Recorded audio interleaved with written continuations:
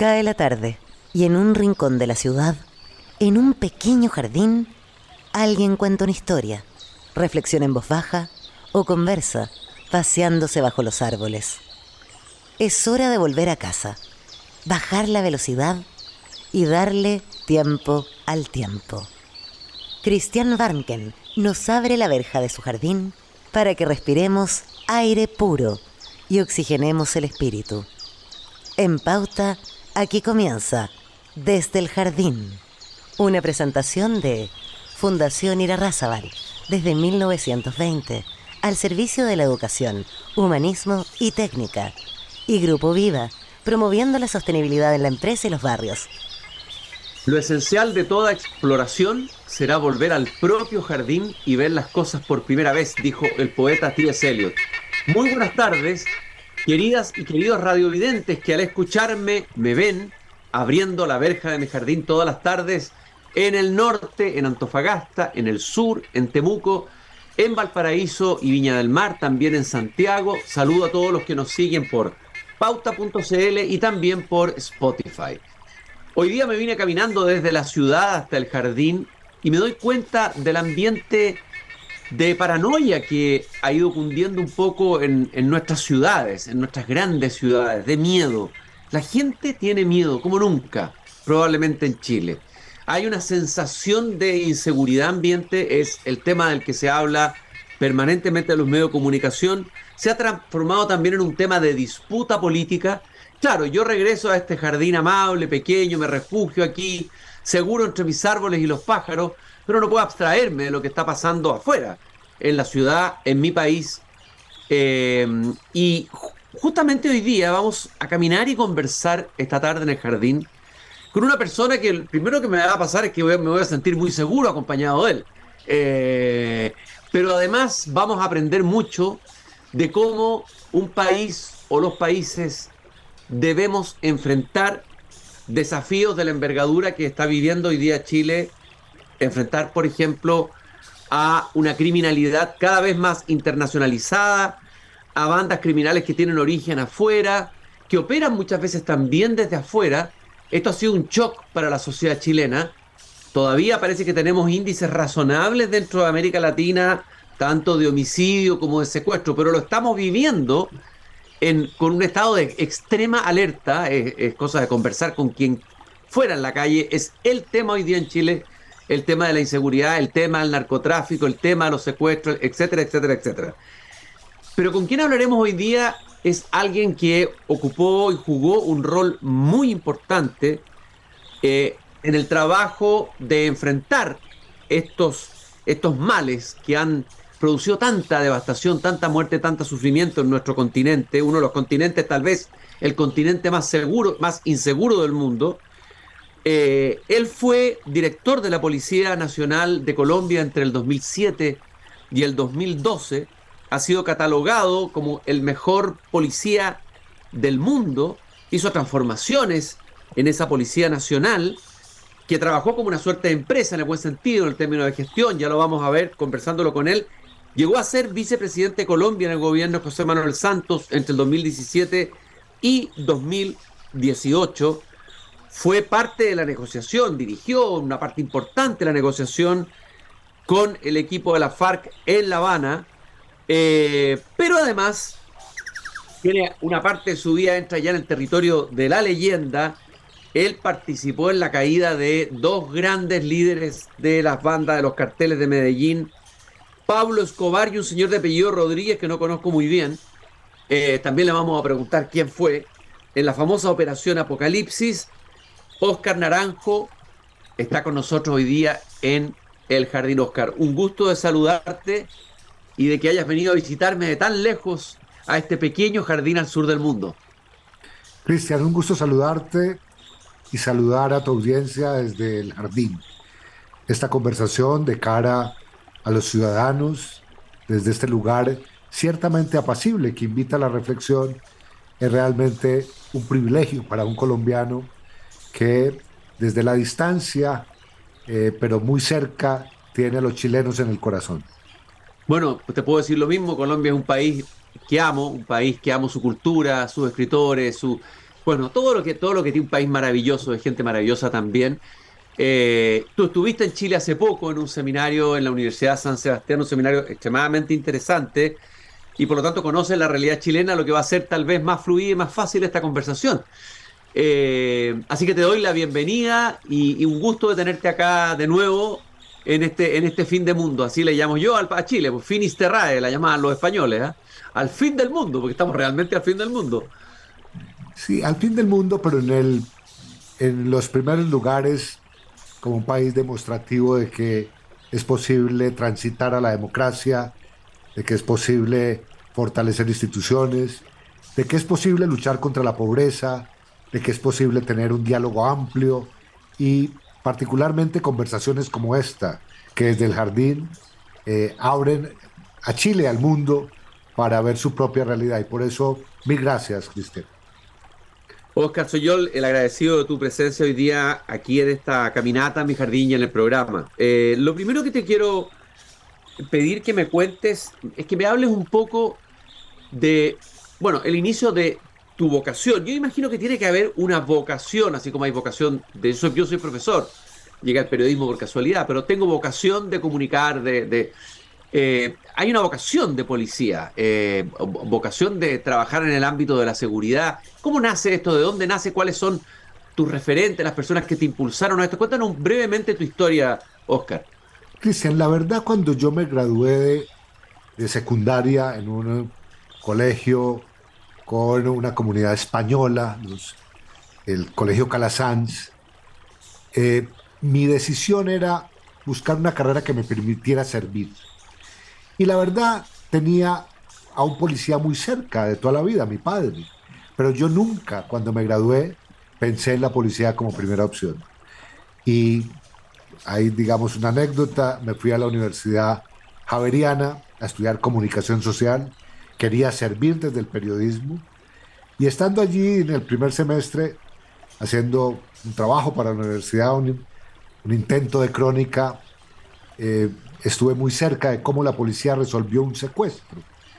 Y el día que yo constaté la satisfacción de los policías, de la familia, de mi padre, que era el comandante en Bogotá, llevando a esa niña de 11 años liberada de las garras de unos secuestradores, eh, consideré la opción de ser policía y permanecí en esa institución 38 años. Pero la verdad me llevó el espíritu de servir. Eh, digamos, la manera como yo llegué a la institución policial y bueno, hoy tengo que decir que esa vocación de servicio me ha hecho feliz, me ha permitido conocer realidades muy duras, dolorosas, pero también experimentar momentos de gran satisfacción, particularmente cuando uno logra proteger y servirle a los ciudadanos. ¿Cómo es la relación con tu padre y de qué manera te marcó tu padre y en qué? ¿Qué tipo de policía era tu padre, por ejemplo?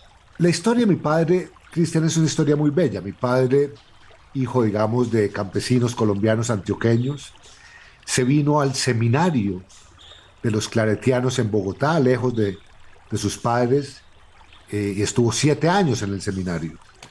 Y en el año del noviciado decide que ingresa a la policía, y por lo tanto mi padre era una combinación de un hombre disciplinado, pero de un verdadero humanista detrás de esa formación que había recibido en el seminario. Y la verdad, estuve frente a una persona absolutamente respetuosa, respetuosa de las decisiones, respetuosa de los gustos de sus hijos, y a una persona tremendamente comprometida con el país. La verdad, lo que más me marcó en él fue la manera como permitía la deliberación en casa, como permitía las discusiones, como me trató a mí en un momento dado cuando yo empecé a leer, digamos, estoy hablando de mediados de la década de los 70, textos que de alguna manera en otros hogares de mis compañeros estaban un poco proscritos y que tenían que ver, digamos, con lo que estaba de moda, que era ver de qué manera el mundo cambiaba a través de movimientos estudiantiles, etcétera. Y mi padre fue muy respetuoso, fue un pedagogo y la verdad no solamente fue un policía, fue general de la institución, director de la policía y lo extraño mucho. Me imagino, Oscar, sobre todo que debes mirarlo retrospectivamente ahora que tú has vivido tu vida, has hecho un camino que también hizo. Me imagino que la mirada hacia atrás de tu padre debe ser potente, digamos, ¿ah? Reencontrarte con él no estando él presente, haciendo un Sí, balance de tu propia vida. además me inspiró para cuando llegué a la dirección de la policía no tener temor por los cambios. Mm. Cristian y oyentes que te siguen, imagínense un señor en los años 70 en una institución como la policía, muy marcada por el machismo, que decide incorporar a la mujer en la policía. Somos de las primeras instituciones en América Latina que le abrió el paso a la llegada de la mujer. Y hoy, gracias a eso, tenemos oficiales generales que comenzaron sus trayectorias hace muchos años. Y la verdad, ese balance y ese enfoque de género, como se dice hoy, lo tuvo un hombre como él hace ya muchos, muchos años. Uno hubiera pensado o pensaría por prejuicio tal vez de que un policía es un padre más bien autoritario, un padre que impone su visión más tradicionalista del mundo. Y aquí tenemos un ejemplo completamente distinto de esa idea hecha, de lo que podría ser tener un padre policía, ¿no? Sí, a veces se confunde, digamos, la disciplina con ese carácter un poco dominante, protector de padres que están en estas instituciones, pero debo reconocer que mi padre sí era un policía diferencial. Su formación, digamos, de humanista en ese seminario lo marcó mucho y su calidad, digamos, como un hombre respetuoso, absolutamente respetuoso, es como la impronta que nos puso a todos sus hijos. ¿Para quienes miramos desde fuera a Colombia con gran admiración, como te decía, por su cultura, un país maravilloso en términos de su paisaje, de su cultura, de su gente? Incluso la dulzura de su gente sorprende encontrarse con la realidad de un país con una historia tan violenta. ¿Por qué y cómo, si tuviéramos que simplificar, digamos, crees tú que parten esas raíces tan profundas de la violencia en Colombia, Oscar? La verdad, nosotros hemos experimentado a lo largo de nuestra historia republicana muy pocos años de paz. Y en eso tienes toda la razón. Hemos sido un país, una nación, una sociedad que ha cohabitado, convivido con la violencia y con el conflicto armado. Y hay distintas explicaciones. Una de ellas es que en Colombia nunca se resolvió de manera formal y definitiva el tema de la tenencia de la tierra. Y hay un problema de tierras que ha perdurado, que ha sido, digamos, motivo para que haya mucha inequidad y haya muchas brechas entre sectores de la población.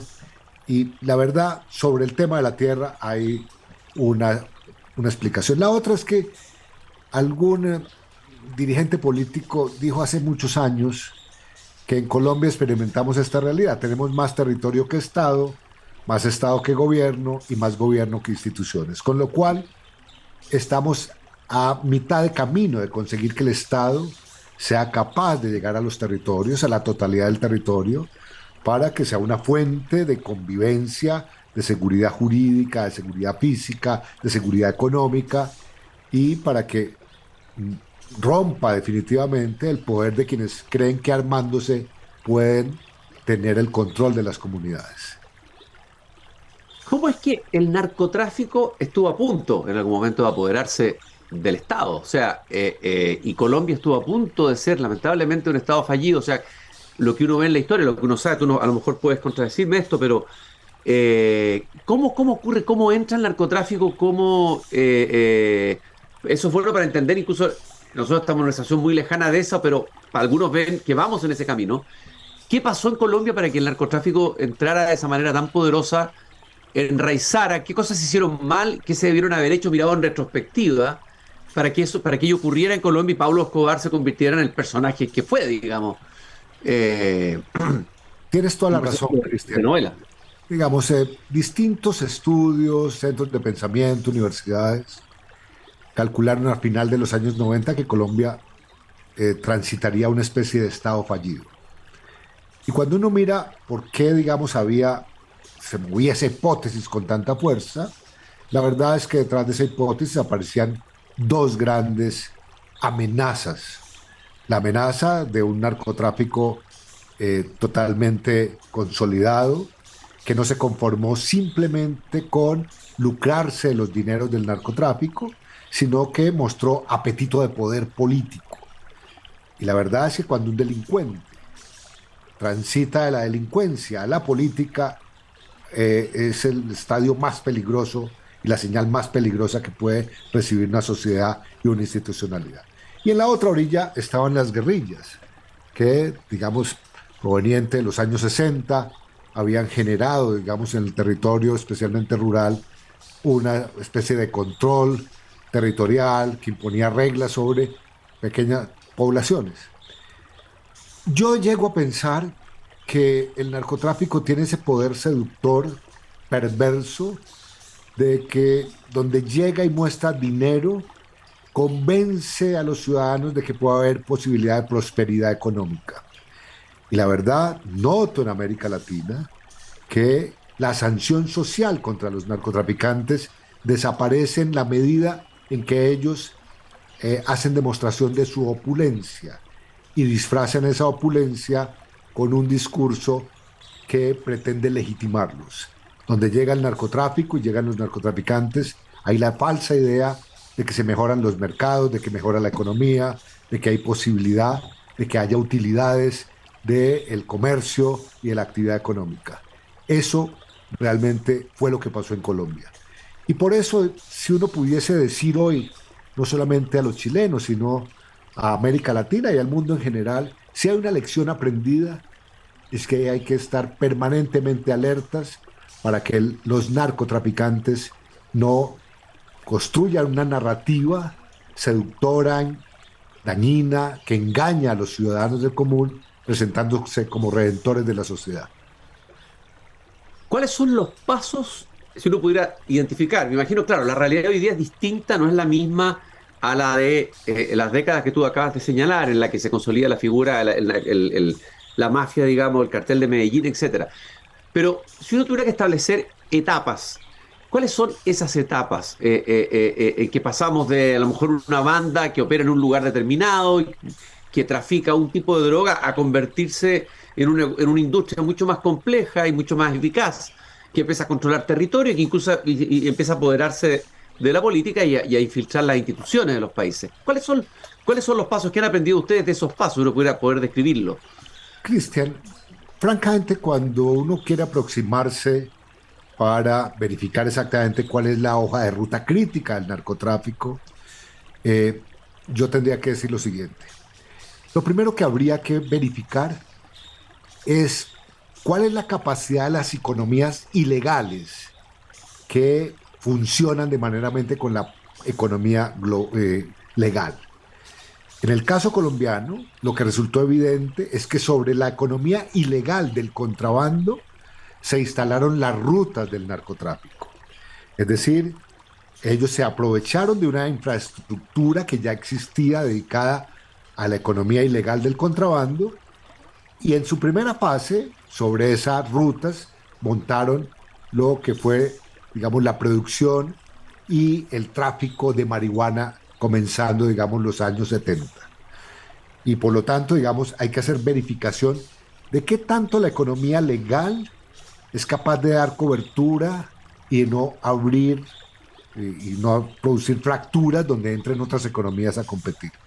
Segundo, yo diría que el tema crítico es verificar cuál es el nivel de integridad, y con esto quiero decir cuál es el nivel de corrupción, sí o no, de las instituciones. Donde florece el narcotráfico, donde el narcotráfico pervive, hay, digamos, evidencia de que la corrupción es un factor crítico que lo favorece. Y por lo tanto, digo, verificar qué tanto está la casa en orden y qué tanto está la casa limpia en términos institucionales resulta crítico. Cuando voy a estas alturas, cuando voy por América Latina, normalmente me encuentro respuestas como: aquí no hay corrupción, aquí las instituciones son muy confiables, aquí no está pasando nada. Y yo me pregunto, y si las instituciones son tan confiables y no pasa nada, ¿por qué el crimen está produciendo estragos? Entonces ese es como el segundo tema a verificar. El tercero es qué tanto entendimiento tiene la sociedad de estos fenómenos. A veces se cree que es la inteligencia de los estados, sus servicios de inteligencia e investigación, los que deben responder por el modus operandi. Y la verdad, no basta que haya un conocimiento desde la institucionalidad, hay que sumarle el conocimiento de la academia, de la ciencia y particularmente la información que produce el periodismo investigativo.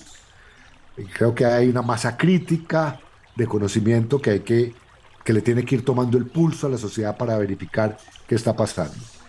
Y por último, identificar cuál es el balance entre lugares donde la violencia se exacerba y lugares donde la violencia parece desaparecer. Creo que a veces las autoridades nos engañamos pensando que donde no hay homicidios ni no hay violencia, no hay crimen organizado.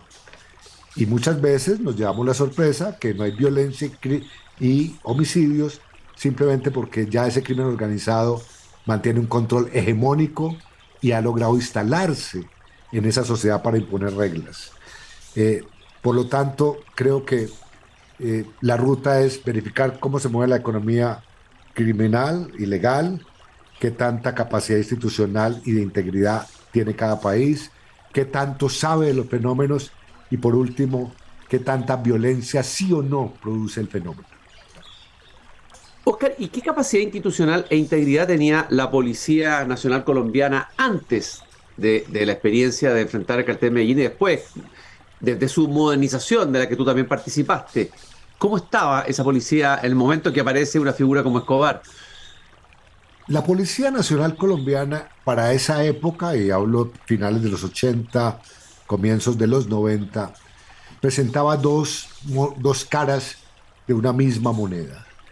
La cara de una policía que Pablo Escobar la había declarado su enemiga, donde en un solo año llegó a asesinar en Medellín 500 policías. Esa reacción de Escobar habla de que la policía lo combatía y que la policía no hacía parte de sus aliados. Y por lo tanto, uno diría, frente al cartel de Medellín había una contradicción clara y nítida entre quién cumplía la ley y quién estaba por fuera de la ley. Pero esa situación no se daba, por ejemplo, frente al cartel de Cali. La historia dolorosa frente al cartel de Cali, también dolorosa ya no en el sentido de las víctimas de la violencia, sino en la corrupción, es que cuando el director general de la época, el general Rosso José Serrano, asumió la dirección de la policía y comenzamos el desmantelamiento del cartel de Cali, por lo menos 1.500 policías de cerca de 4.000 aparecieron en las nóminas del narcotráfico en esa ciudad. Y esa ciudad no estaba caracterizada por ser de las más violentas del país. Ahí es cuando yo digo, ojo, porque hay organizaciones diferenciales dentro de ese mundo criminal, algunas que ejercen el poder a partir de la fuerza bruta y otras que ejercen el poder a partir de la corrupción. Oscar, te tocó enfrentar a ti al cartel de Medellín y al cartel de Cali, me imagino, ¿no es cierto? Enfrentar a ambas realidades, ¿no? Combatir contra ellos y usar, bueno, todas las herramientas que tenían en ese momento, crear nuevas herramientas en ese combate. A ver, ¿cuál fue el más difícil de los combates que tuviste tú que enfrentar como policía? Bueno, probablemente, digamos, el que más angustia causó, dado el nivel de violencia que generó, sin duda fue el cartel de Medellín. Uh-huh. Pensar que el lema utilizado por Pablo Escobar, que lo sintetizaba en plata o plomo, lo que quiere decir te compro o te mato, llevó a victimizar a miles de colombianos con terrorismo selectivo en sus inicios, pero también con un terrorismo indiscriminado al final. La instalación de coches bomba en centros urbanos, en centros comerciales, a la salida de los estadios, frente a instalaciones públicas, realmente producía un desasosiego muy grande y una angustia muy grande. Porque finalmente, frente al terrorismo también hay una lógica y hay una psicología, digamos, social, que comienza por decir cuando enfrentan el primer episodio terrorista. Bueno, los terroristas son muy malos. Al segundo episodio lo que dicen es eh, la fuerza pública fue incapaz y la inteligencia no pudo prevenirlo. Y al tercer episodio hay un descreimiento total de las instituciones. Esa situación de pérdida de confianza que erosiona el terrorismo producía mucha angustia. Eh, y en el caso de Cali, la preocupación fue de otro orden. Yo creo que la organización del cartel de Cali es la que estuvo más próxima en Colombia a dar el salto de una organización criminal a convertirse en una mafia. Y ahí hay, digamos, como un tecnicismo criminológico. Sería bueno que hiciera esa distinción, que distingue a una de otra. Bueno, la mafia básicamente se caracteriza por lo siguiente. Cuando un grupo delincuencial, delincuencia organizada, se preocupa por mantener su segunda generación libre de sospecha y libre de antecedentes penales, cumple un requisito. Es decir, tienen un padre que es mafioso, que es un criminal, pero su hijo va a las mejores universidades del mundo, no tiene nada que ver con ese punto. Dos, hay un esfuerzo por tratar de legitimarse ante la sociedad y para eso lo que hacen es inversiones en la empresa a través de operaciones de lavado de activos que generan industria y empleo. Y entonces aparecen, como parecía el cartel de Cali, con más de 680 puntos de farmacias, droguerías por todo el país, vendiendo medicamentos. Es una organización nacional. Y entonces se vendían como alguien que producía, generaba prosperidad, empleo, industria, riqueza. Tercero, ejercen la violencia de manera muy selectiva y tratan de hacer que esa violencia sea invisible, no sea muy pública. Y cuarto, tienen voceros políticos propios o alquilados. Esas cuatro condiciones son las mínimas para uno decir estamos frente a un aparato mafioso, porque cuando lo logran se inquistan de tal manera en la sociedad que rompen las fronteras entre lo legal y lo ilegal. Ahí, Es lo que pasó en Italia, ¿no? Es lo que ha pasado en Italia, ¿no? realmente la definición de mafia criminológicamente se origina en Italia y pues la verdad es que los italianos, a pesar de todo lo que han hecho, siguen teniendo problemas con la mafia. Eh, Casos recientes, personajes de esa mafia que duraron de manera clandestina, semiabierta, 40 años evadiendo la justicia, realmente explican un poco ese fenómeno. Mientras que el crimen organizado ejerce la violencia de manera más burda, no logran legitimar sus capitales, no logran vender la idea de que generan prosperidad y la verdad son, digamos, más primarios en el ejercicio del crimen.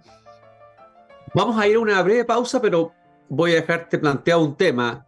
Lo que entiendo es que la geografía, por decirlo así, del narcotráfico ha cambiado fuertemente en los últimos años. La arquitectura, la geografía, no sé cómo llamarlo. Es decir, teníamos antes estos carteles gigantes, grandes, que tenían una cabeza clara y visible, y se perseguía esa estructura y se intentaba destruirlas. Pero hoy día, al parecer, estamos frente a un enemigo de múltiples cabezas, es decir, o un archipiélago del crimen. No sé si te parece bien esa imagen o no, cuál es la más adecuada. Lo vamos a dejar temblando y que tiene que ver también con lo que estamos viviendo nosotros en Chile. ¿Qué tipo de industria de narcotráfico, qué tipo de industria criminal está golpeando nuestro país en este momento? Estamos conversando y paseándonos por nuestro jardín con Óscar Naranjo, ex director nacional de la Policía de Colombia. Lo denominan el mejor policía del mundo. Dirigió la Policía Nacional en Colombia en momentos tremendos, enfrentando a carteles tan importantes y míticos como el de Medellín y el de Cali, pero también ha sido asesor del BID en materia de seguridad, participó en la negociación de la FARC, es decir, tiene una cantidad de temas apasionantes para conversar que no sé si vamos a alcanzar a abordarlos todos en el programa. Vamos a una pequeña pausa, Óscar, y regresamos de inmediato. Mientras tanto, te puedes pasear un poquito por ese sector de jardín y yo te voy mostrando la flora chilena, los árboles chilenos en esta breve pausa. Bueno, estaba mostrándole a Óscar Naranjo, un colombiano que en su propio país tiene que tener jardines. Yo he estado en el Jardín Botánico en Bogotá. La naturaleza colombiana es prodigiosa. abundante en variedad de plantas, de animales, de pájaros, pero le hemos estado mostrando un poco una araucaria, un pellín, un mañío, un notro, que son árboles que florecen en la primavera maravillosamente con un color rojo en el sur de Chile. Él es, ya lo hemos presentado, fue director de la Policía Nacional de Colombia, el mejor policía del mundo, enfrentó el cartel de Medellín y le propinó sendas derrotas, al de Cali también. Y hoy día es experto en temas de liderazgo y transformación, realiza charlas, conferencias, llamado muchas veces probablemente a hacer asesoría a nivel internacional. Oscar, yo te hacía una pregunta antes de ir a la pausa sobre la realidad de la industria del crimen hoy en Latinoamérica y particularmente la que nos está golpeando hoy día en Chile. ¿Cuán distinta y semejante es a esta otra que tú has descrito, también la de Cali y la de Medellín, que tú te especializaste en combatirla? ¿Cómo ha cambiado esa geografía, esa arquitectura del crimen organizado? Gracias, Cristian. Pero antes de contestarte, hay que decir que uno imagina que América Latina sea un jardín igual de apacible al que tú tienes. Mm. Llegar al día en que nos podamos eh, reunir, conversar, caminar sin miedos y cobijados por la naturaleza con serenidad y con tranquilidad. A la pregunta tuya, Cristian, en América Latina, pero muy particularmente a propósito del fenómeno colombiano, uno podría decir que estamos enfrentando la cuarta generación de organizaciones narcotraficantes. Una primera organización, una primera generación, muy representada por el cartel de Medellín, que basaba su poder en la aplicación de la fuerza, que tenía un sistema de mando y control vertical, que quería controlar el mercado desde la producción de la hoja hasta la distribución en las calles del clorhidrato de cocaína, que lavaba los activos de manera bastante visible y notoria, comprando tierras o guardando dólares y lingotes de oro en bóvedas.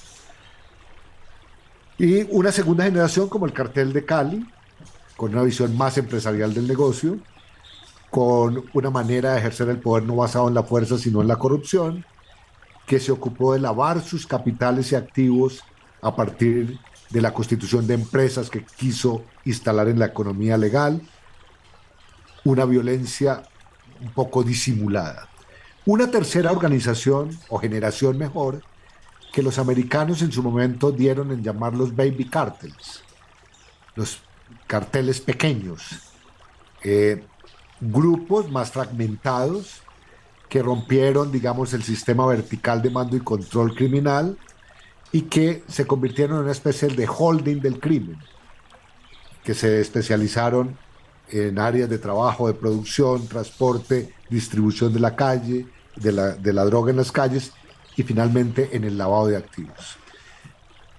Un paso siguiente dado por holding grupos criminales con visión ya global, donde ya no es necesariamente colombiano, mexicano quien moviliza esa organización, sino que hay una integración regional, europea, asiática, de Europa Oriental, de latinoamericanos alrededor del negocio. Y una última expresión que es la que estamos viviendo, donde ya estas organizaciones criminales no se fundan en una sola economía criminal, como el narcotráfico, sino que son organizaciones multicrimen. Es decir, están en el negocio del tráfico a gran escala, están en el negocio del microtráfico, es decir, la venta de drogas en las calles de nuestras ciudades, están en el negocio de la explotación minera y de oro a cielo abierto, están en el tema de la deforestación y la tala de árboles en la selva tropical, están en la economía de la extorsión o del secuestro y de una modalidad que tristemente en Colombia se denominó como el gota a gota, que es esta manera de préstamos diarios con unos intereses impagables, donde realmente acumulan mucho dinero y particularmente afectan a tenderos de las ciudades, a pequeños comerciantes de las ciudades. Estamos, digamos, experimentando esta organización multicrimen, caracterizada también por una integración ya regional, global del delito, que produce, digamos, demasiada utilidad, donde tristemente yo digo hay como dos déficits para enfrentarlos. Primero, a pesar de los esfuerzos en la región y en el mundo para controlar el lavado de activos, todavía subyace la pregunta, ¿dónde están las utilidades del crimen? Porque la verdad es que si la totalidad de la utilidad del crimen llegara a América Latina, nuestras economías colapsarían, no serían capaces de absorber ese tamaño de divisas que llega como resultado de esa actividad. Y la segunda casilla vacía tiene que ver con el tráfico de armas, donde realmente lo que uno experimenta hoy es que estas organizaciones han dado origen a una especie de pequeños ejércitos privados que están armados y están bien armados. La pregunta es, ¿dónde están, cómo están identificadas las rutas del tráfico de armas? ¿Cómo hacen sostenible esa capacidad armada, bélica? Porque suelo poner este ejemplo, Cristian. Alguien que hace a un fusil, a un arma ligera de asalto, pues tiene que hacer muchas peripecias en ese mundo criminal, pero luego, si no tiene munición, el fusil no funciona. Y la verdad, cuando uno estima cuántas toneladas de munición para mantener vivo ese arsenal se necesitan, son miles y miles de toneladas. ¿Cómo ingresan esas toneladas de munición a América Latina? ¿Cómo alimentan esa capacidad bélica y ese arsenal? Son, digamos, como dos casillas vacías en esta discusión. Y no quiero decir con esto que no se haga nada. Se ha tratado de hacer mucho, pero falta producir resultados mucho más contundentes. Pero ¿por qué no se han conseguido resultados más contundentes? A ver, ¿por qué no se han podido contestar esas dos preguntas que tú hiciste y llenar esos dos casilleros vacíos? Porque ahí estábamos tocando de verdad un poder escondido detrás muy fuerte y hay temor, miedo y no es tan... Porque si hubiera voluntad de hacerlo, se podría colocar todos los recursos y iríamos directo a destruir la fuente tanto de las utilidades como de las municiones de la mafia, y por lo tanto la desarticularías o de los carteles, etcétera. ¿Por Ahora, en qué? el primer ámbito, ¿Por qué esto no Cristian, ocurre? en el primer ámbito, el que tiene que ver con el lavado de activos, es verdad y hay que reconocerlo, el mundo ha transitado por unas legislaciones de control cada vez más severas. Cuando uno revisa, digamos, el comportamiento del sistema bancario y financiero a la hora de recibir depósitos, ya no se da con las mismas facilidades de los años 70, donde Andes llegaba con un maletín de dólares y abría una cuenta bancaria y no explicaba el origen. Ahí hay avances. Lo que pasa es que ese mundo financiero, globalmente hablando, no es uniforme. Y todavía, digamos, hay temas muy vinculados al secreto bancario, todavía hay temas muy vinculados a los llamados paraísos fiscales, que marca una simetría con los esfuerzos que hacen economías abiertas que buscan perseguir el lavado versus una especie de santuarios que no por pequeños dejan de acumular muchos dineros provenientes de actividades que no solamente son del narcotráfico, sino de otras actividades como la corrupción. Eh, en el tema de las armas, la verdad es que estamos frente a un mundo donde en los conflictos armados, y particularmente cada vez que aparecen conflictos bélicos, guerras, hay como unas venas rotas que no permiten controlar ese tráfico y esa producción y distribución de armas. Yo diría que cada vez que el mundo enfrenta guerras, hay excedentes de arsenales que terminan en manos de criminales. En el caso latinoamericano fue muy notorio y visible, por ejemplo, cómo después de los conflictos en Centroamérica, las armas de esas guerrillas centroamericanas derivaron en Colombia para armar inicialmente a estos grupos de crimen organizado y a paramilitares. Eh, y ahí yo creo que pesa mucho todavía los celos en función de la reputación. Va a ser muy difícil que un país reconozca públicamente que su industria está desviando o no está haciendo los controles necesarios del armamento que produce y que termina en manos de criminales. Estoy conversando y paseando por el jardín con Óscar Naranjo, exdirector de la Policía Nacional de Colombia. tú hablabas de esta nueva industria criminal que se ha diversificado, es decir, ya no solamente produce y trafica drogas, sino que trafica madera, bueno, tienen trata de personas, tienen negocios mineros, etcétera. El Tren de Aragua, que se ha convertido en un dolor de cabeza para el gobierno y el Estado chileno hoy. Los chilenos no teníamos idea, ni sabíamos los nombres de estas mafias. Empezamos ya a nombrarlas y ya sabemos que están acá. ¿El Tren de Aragua sería un tipo de banda o de industria que correspondería a esa categoría que tú acabas de señalar o no? Mira, yo creo que el Tren de Aragua es hoy, yo creo que será en el futuro, objeto de estudios criminológicos realmente muy profundos. ¿Por qué lo digo? Porque en América Latina estamos frente al hecho inédito de que una organización que tiene origen en delincuencia común, desde la cárcel se transforma en una organización de crimen organizado y desde una cárcel empieza a irradiar su capacidad por el continente, por América Latina. Ese fenómeno no lo habíamos visto. Habíamos visto influencia de carteles mexicanos, de carteles colombianos, de carteles o de organizaciones peruanas que tenían una cierta injerencia transnacional muy concentrada en el control de sus rutas críticas de drogas. Pero una organización como esta del Tren de Aragua, que se basa en el multicrimen, que no necesariamente pasa por controlar las rutas de tráfico a gran escala, sino que controla mercados locales de distribución de drogas, controla extorsión, secuestro, y que al mismo tiempo ejerce una violencia demostrativa tan alta en la región, no lo habíamos tenido. Yo diría que el Tren de Aragua es el ejemplo, tristemente, el mejor ejemplo de los problemas que enfrenta América Latina hoy. En el pasado era natural que cada vez que se hablaba de crimen organizado aparecía México, Centroamérica, Colombia, un poco Perú. Hoy, cuando se habla de crimen organizado, los tentáculos de ese crimen producen una verdadera mancha, hasta en el cono sur, que mantuvo por años y sigue manteniendo, digamos, aún a pesar de los incrementos, unas tasas de homicidio realmente de categoría europea, por decirlo de alguna manera, es decir, muy bajas.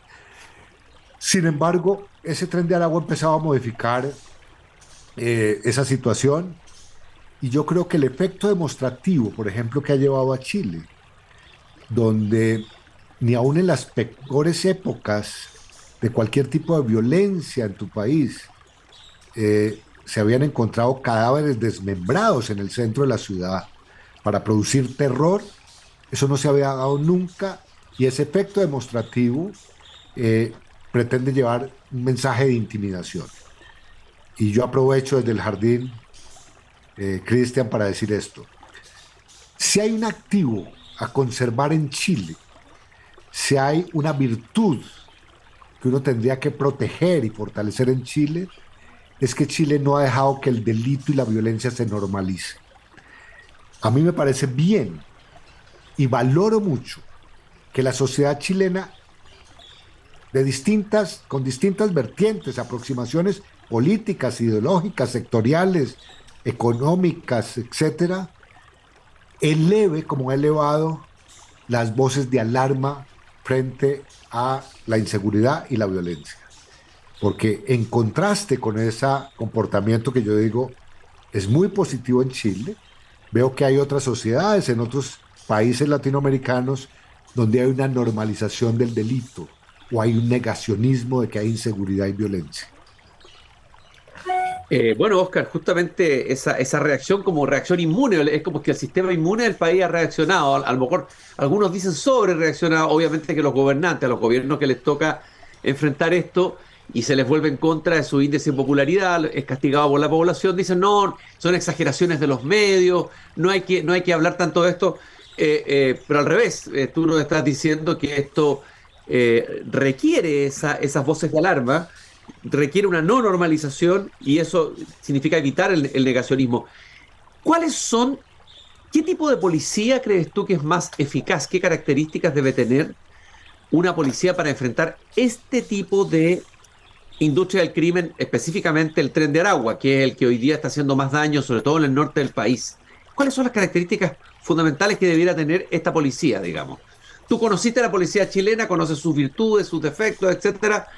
¿Cuáles te parece que son los caminos a seguir en los tiempos que vienen, digamos, para poder enfrentar eficazmente y poder derrotar, ojalá, al Tren de Aragua?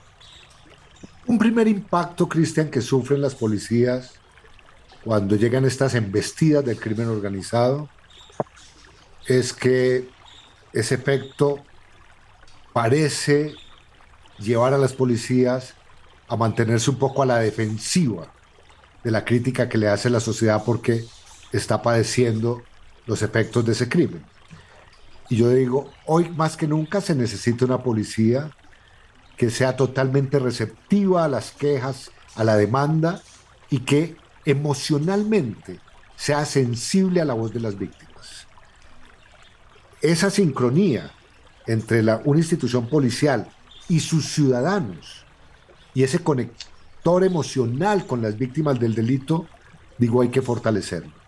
Dos, muy a pesar, digamos, de los retos que plantea el crimen organizado, donde la sociedad reclama resultados inmediatos, no hay que caer en la trampa de pensar que anuncios de una narrativa de mano dura son la solución. Creo que una narrativa, un discurso institucional, protectivo, que realmente dé confianza y que no justifique los medios para conseguir el fin, me parece que es clave. Me parece, digamos, hago una crítica hoy, con respeto la hago, pero la verdad, por donde voy, el crimen organizado está haciendo barbaridades. La respuesta que aparece es, vamos a tener mano dura. La verdad, reducir la estrategia y la política a decir que hay mano dura realmente no dice mucho.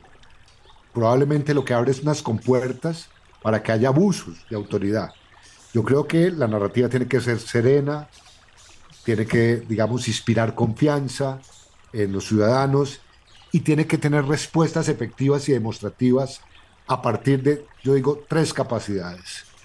Una capacidad de inteligencia que tiene que fortalecerse. La inteligencia vista como una capacidad preventiva, estratégica. La inteligencia vista como una capacidad al servicio de la investigación criminal y la inteligencia vista en términos globales para identificar cuáles son las tendencias de ese crimen. Y segundo, no masificar la lucha contra el crimen organizado. Cuando digo no masificar, lo digo porque he llegado a países en América Latina donde la verdad creen que militarizando las calles se produce un efecto disuasivo que contrarresta el crimen organizado. Esa fórmula ya se probó y no es cierto. Lo cierto es que hay que integrar capacidades del Estado y también utilizar las capacidades militares, pero en las relativas, por ejemplo, a la inteligencia, en las relativas al control fronterizo, en las relativas al control de rutas, donde, digamos, se tiene conocimiento, se trafica con armas o con drogas o con precursores. Pero digo, hoy Chile necesita, digamos, mantener su confianza en la policía y Carabineros necesita que sus ciudadanos acrecienten esa confianza a partir de una sensibilidad especial que no niegue la realidad y que responda con hechos frente a esa amenaza. La policía colombiana sufrió la muerte de 500 de sus miembros. Tú nos contaste al comienzo una cifra escalofriante, la cantidad de mártires, policías que murieron en Colombia enfrentando el flagelo del narcotráfico. Me imagino que el aprendizaje tiene que haber sido brutal, a costa de mucho dolor, sufrimiento, estoy hablando de la policía, ¿no? De derrotas también, ¿no? Pero me gustaría que me contaras cómo fue posible derrotar, por ejemplo, a una figura que aquí es más conocida, Pablo Escobar, y el cartel de Medellín.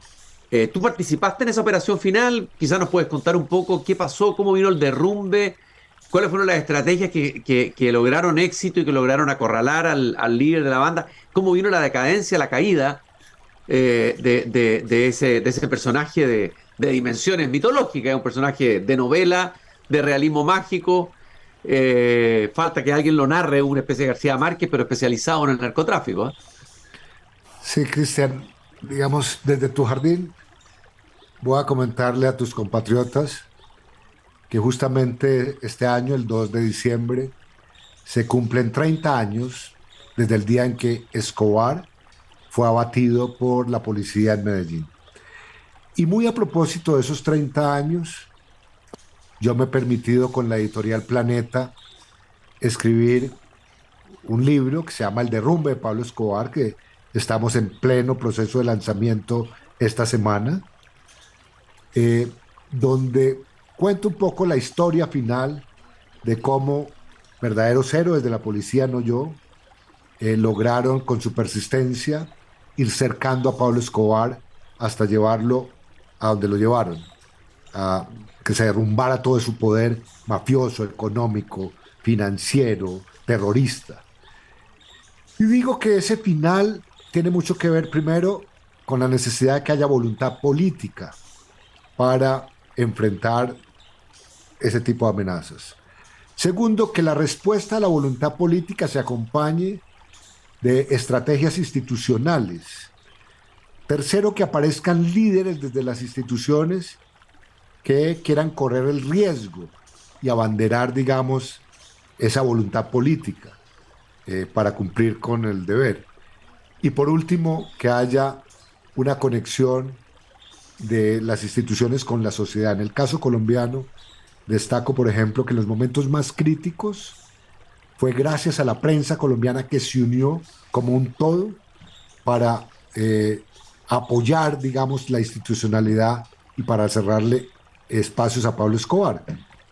Un hecho inédito, por ejemplo, es que hubo momentos en que los noticieros de televisión y de radio se enlazaban a una hora del día para producir un único noticiero que realmente diera señales de que Colombia no se arrodillaría y claudicaría frente al narcotráfico.